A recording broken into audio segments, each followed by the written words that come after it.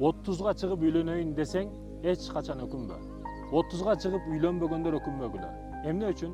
Мунун жөнөкөй эле эсептеп 3 мисалын айта турган болсом, биринчиси сен акылга толдуң, өзүңө толдуң. Көп нерсени көрдүң, акыл жетиктүү болду, тажрыйбаң көп. Бул өзүңдүн плюсуң болуп эсептелет. Өкүнбөшүңө себеп. Ал эми экинчиси 20 жашта берген тарбия башка, 30 жашта берген тарбия башка.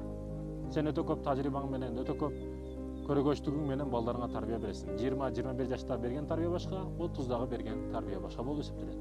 Бала маселесинде дагы, кыйынчылык көрдүң, жеңилдик көрдүң, жокто жоголуп кетпедиң, айтор ушулар. Ал эми үчүнчүсү эмне десеңиз, бойдоктукка тойдуң сен. Эми күнөө кылбайсың. Турмушуңду бекем кармап каласың. Да, кыз табылыш кыйын болот, издешиң кыйын болот, бирок тапканың менен өтө бактылуу болуп жашайсың. Негизги турмуш маселесинде эрте үйлөндү, кеч үйлөндү деген маселе жок. Туурасына үйлөндү же катасына үйлөндү деген түшүнүк бар. Катасына үйлөнүп, тез үйлөнүп ажырашып кеткенден көрө кичине кечиксе дагы адалы болсун, жакшы жашоо болсун. Тамам. Бизде Астодо Балатка текеп ушинтип кээ бир нерселерди айтууну туура көрдүм, урматтуу мекендештерим.